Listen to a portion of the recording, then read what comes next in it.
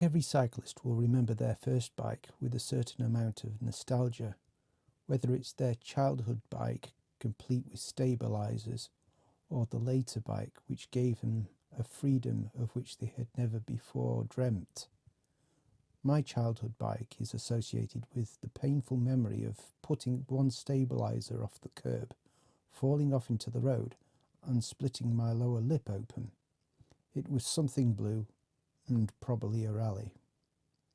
My next bike I don't want to talk about. No, I don't. It was embarrassing. If I went anywhere on it, I would have gone as fast as I could so as to spend as little time as possible with it out in the open. It didn't help that it was bright metallic orange.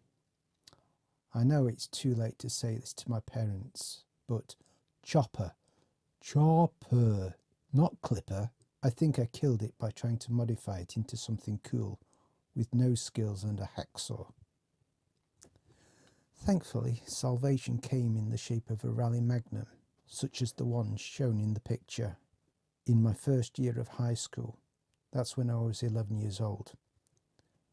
As per the one in the picture, it came equipped with 5 Shimano pre-select gears, with the levers mounted where they could hurt, but it also had a rear pannier rack. The frame was made out of 80-20 high tensile steel, i.e. gas pipe, and the wheels had steel rims, which meant it was heavy and had poor stopping power in the rain. The gears never seemed to work properly, so I had them swapped out for something more basic and reliable. Even though I lived on the bus route directly to school, I preferred to ride, as I got to keep the bus fare. I also had a paper round from when I was 13, so I had some money which I could spend on improvements. I stripped the extension brake levers off, upgraded to 10 speed, and rebuilt the wheels with alloy rims. I joined a local club when I was 14 and found places to go that were further afield. Most of the members were into racing, and their bikes were far superior, lightweight with quality components. I had to save harder to replace the Magnum. I wasn't quite in a position to afford the new bike when the Magnum met its end. It was on the night before my chemistry O-level exam, and I had gone to club night just to take my mind off revision. On the way home I was knocked off by a hit-and-run driver. Fortunately, I rolled and was unharmed, but the Magnum was bent in two. I sat up just in time to take the registration number of the car, just before it disappeared around a corner. I did have a photo of the bike that I built up with the compensation from the Magnum, but it was taken by my dad, who was into photography when he shouldn't have been. So the photo was fuzzy and the subject was so small as to be unrecognisable. There was nothing special about the frame. The most important thing about it was that it became a collecting point for components that later went onto other bikes. The frame was painted in club colours, and I used it when first getting into time trials. Some other club member was doing 10-mile time trials on fixed gear, and I thought that was worth a try. I heard of a track frame at a bike shop in Radcliffe that had once belonged to a local track league champion. The frame had been refinished in a light metallic blue and the enamel head badge reattached with epoxy. Still, it looked smart. I ordered a Campagnolo Pista single ring chain set and hubs and Mavic GEL 280 rims. I built the wheels myself. Although I did improve my 10-mile TT time with the track bike, I thought that it was ruining my pedal action. In 1985, I bought my first quality road bike, a Holdsworth Professional, built from Reynolds 531 professional tubing. I chose it because Tony Doyle, then World 5000 metre pro pursuit champion, had ridden one in the year before. 2 other club members also had the same model. I took the GP4 wheels from the club colours bike and equipped the Holdsworth with Campagnolo Super Record throughout. The Midlands Cyclocross League caught my eye, so bought a built-to-order Reynolds 631 machine from Sirius, a local bike builder. To this day, this was the worst buying decision of any new bike I've ever bought. There was an increasingly long delay on the delivery. The combination of Shimano cantilever brakes and Campagnolo levers was highly ineffective. The bars couldn't be clamped to the stem, the saddle kept slipping on the seat pin, and the brake calipers were missing the pivot bolts on the fork. The wheels were strange too, in that I didn't consider CPX 14 deep section wheels suitable for cyclocross. They were also poorly built. I stripped the rims off and rebuilt them myself with MA40 rims. I finally succumbed to the need to get a low-profile time trial bike and bought this giant TCR frame from a club mate. I also came to the conclusion that I needed help with a training plan.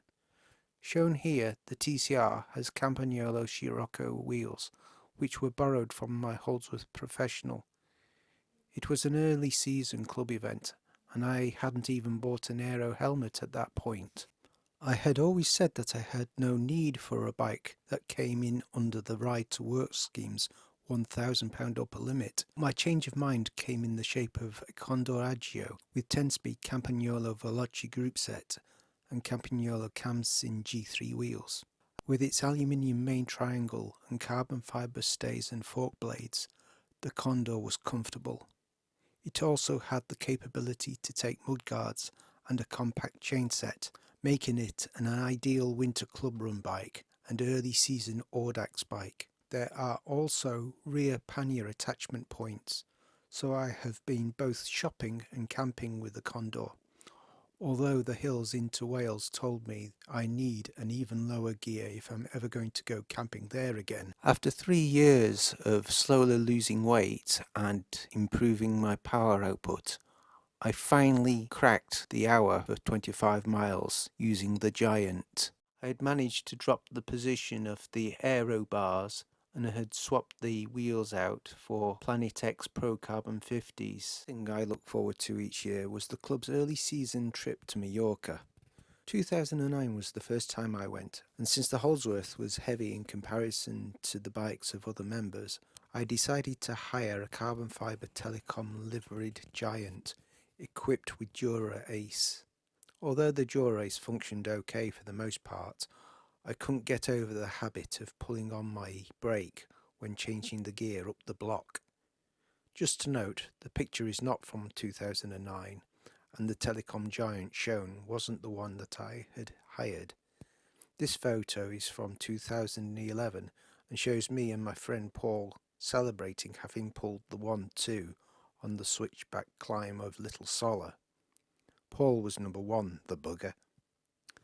As soon as I returned home from Mallorca in 2009, I found a Pinarello FP5 on sale.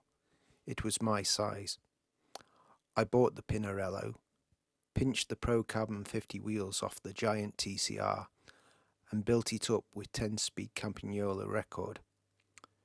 Suitably stowed in a padded flight bag, the Pinarello became my Mallorca bike for the rest of my trips there, which also included tackling Sacaloba in 2011. Although I had broken the hour on the Giant TCR, I felt like an upgrade. The club secretary was selling the Specialized Transition on which he had done a sub 50-minute 25. Another member was wanting to part with his Zip 808 and disc combination.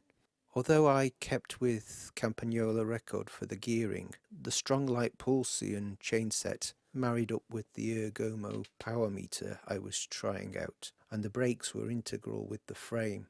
Combined with the brake levers, those brake calipers were subpar. Paul bought the Giant off me, becoming the 3rd club member to break the hour on it. My intention was to use my Pro Carbon 50 wheels for club events and keep the zips for opens, but the rear Pro Carbon 50 refused to stay locked in the rear facing dropouts. Whether it was the brakes, the position, or the swap to using the power meter, I didn't get on with the Specialized. There was one 50-mile event where I was on for smashing my 50 time, but instead I hit a pothole, flattened my front tyre, and recorded a DNF. As deflated as the tyre, I packed in racing, sold the Specialized, and returned to riding just for fun. A special mention has to go to my handsome dog Arrow, my only mountain bike and the only bike I bought for miscellaneous fun. Whether following the trails around Cannock Chase or thrashing around the Walsall canals down to Birmingham for coffee, this thing was a blast. It really was an eBay special, a marriage of mismatched second-hand components on a shop-soiled frame. The frame was at a price point where it required both V-brake and disc brake mounts, and probably didn't merit the hydraulics I lavished on it. The best point of it was the RockShox Reba front shocks and the Hope quick release skewers. As the pandemic bit in 2020, I came to the realisation that I needed to move back home to Bury to help look after my mum. I had already let go of the Holdsworth track bike and the Sirius, but limited space dictated that I rationalise my bikes further. The Holdsworth Professional that had been with me since 1985 hadn't been used much since I bought the Pinarello, so it went on eBay, ending up in Ireland. The handsome dog went on the Facebook marketplace.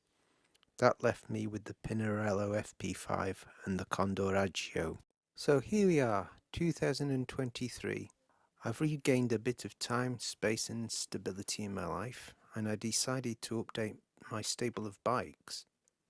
There was only one machine I wanted as the 15th bike in my life, a Holdsworth Corsa. It's not as bling as your top line Specialized, Pinarellos, Treks or Cannondales, and I don't need it to be equipped with Super Record. Chorus will do me. However, it is 12 speed and it has disc brakes.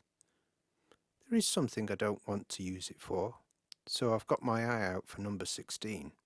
So, what's your favourite bike? Do you have one that you regret buying? And what about the one you regret letting go?